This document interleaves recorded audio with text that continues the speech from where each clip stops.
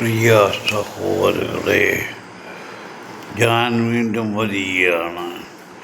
കാണുമ്പോൾ എന്താണ് ഇനി ഭാവിയിൽ സംഭവിക്കാൻ പോകുന്നത് എന്ന് ചിന്തിച്ച് അതിനെ കുറിച്ച് ഒരല്പം പറയാനാണ് ഞാൻ നിങ്ങളുടെ മുൻപിൽ വന്നിരിക്കുന്നത്.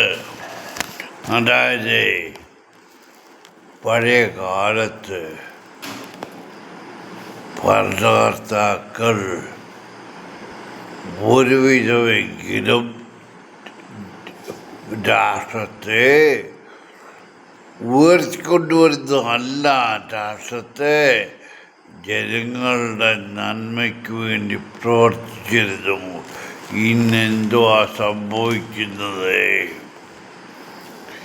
എല്ലാ നിയമങ്ങളും എല്ലാ കാര്യങ്ങളും ഓരോന്നും പറഞ്ഞ് നടപ്പിലാക്കുന്നു. എന്നാൽ എന്താണ് പൊതുജനങ്ങളുടെ ജീവിതമെന്ന് ഇവർ അറിയാത്തവരല്ല. അവർ അത് കണ്ണടച്ചിട്ട് ലോകത്തിൻ്റെ ഉയർച്ചയിലെന്ന് പറഞ്ഞു വരുത്താനായിട്ട്. ശരി, ഇന്ത്യ ലോകത്തിൻ്റെ ഉയർച്ചയിലെത്തി. എവിടെ? എന്തുകൊണ്ട് നരേന്ദ്രമോദി തൻ്റെ വസതിക്ക് ചുറ്റുമുള്ള ചെറുകിട കുടിലുകൾ മാറണമെന്ന് പറഞ്ഞു? അത് സുരക്ഷയ്ക്ക് വേണ്ടി. എന്തുവാ നീ എന്തിനാ പേടിക്കുന്നത്? അതുപോലെ തന്നെ ഇപ്പോൾ ഞാൻ ചോദിക്കുകയാണ്. മനുഷ്യർക്ക് ജീവിക്കാൻ ഇന്ത്യയിലെ ജനങ്ങൾക്ക് ജീവിക്കാനായി അവകാശമില്ലേ? അവരെന്നെ ആകാനൊക്കുമോ? BJPയിലുള്ള എത്ര പേർ സത്യസന്ധമായിട്ട് രാഷ്ട്രീയ പ്രവർത്തനം ചെയ്യുന്നവരുണ്ട്?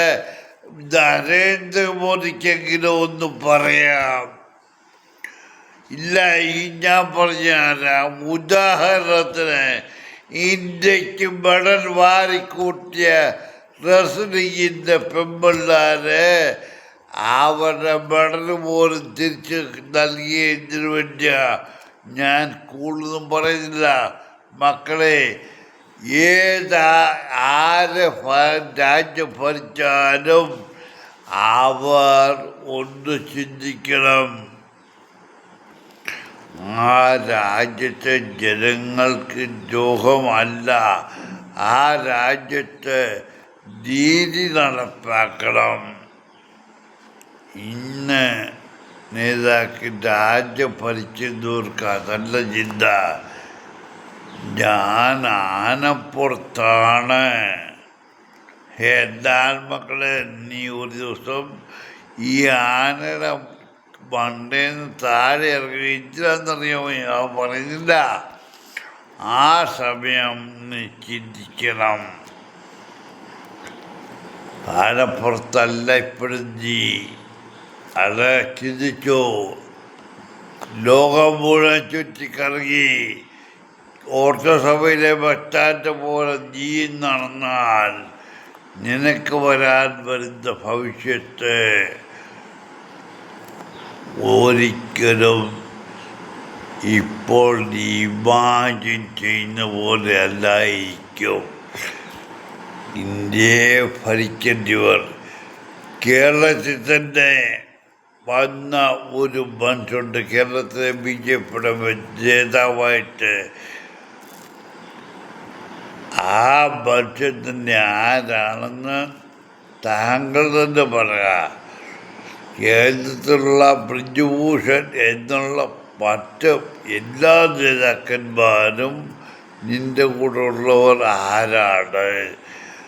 നീ ആരെയാണ് നരേന്ദ്രമോദി കൂട്ടുപിടിച്ചേക്ക്? മക്കളെ, അതൊരിക്കലും നിനക്ക് നന്മയ്ക്കായി ഭവിക്കത്തില്ല. അതിക്രമവും വഞ്ചനയും കൊള്ളതാരെയും കാണിച്ചവരെ കൂട്ടുപിടിച്ച് നിന്റെ കൂടെ നിർത്തി നീ എത്ര കാലം ജീവിക്കും? അവർ സമയം വരുമ്പോൾ നിന്നെ തഴച്ചു പോകും. നീ അവിടെ കിടക്കുകയും ചെയ്യും മക്കളെ. എന്നാലും ഞാൻ പറയുന്നത്, സമയമുള്ള സമയത്ത് ഇന്ത്യയെ രക്ഷിക്കുക. ഇന്ത്യയുടെ പ്രധാനമന്ത്രി എന്ന് പറഞ്ഞിട്ട് ലോകം മുഴുവൻ ചുറ്റി നടന്ന് വീടുന്ന അവരുമായിട്ട് ഇത് ചെയ്യല്ല. ഇന്ത്യയിലെ ജനങ്ങൾ, പാവം പിടിച്ച ജനങ്ങൾക്ക് എന്ത് ചെയ്യണമെന്ന് നീ ചിന്തിച്ച് ചെയ്യില്ല എങ്കിൽ ഒരു കാലത്ത് നീ അതിനു വേണ്ടി പശ്ചാത്തപിക്കേണ്ടി വരും.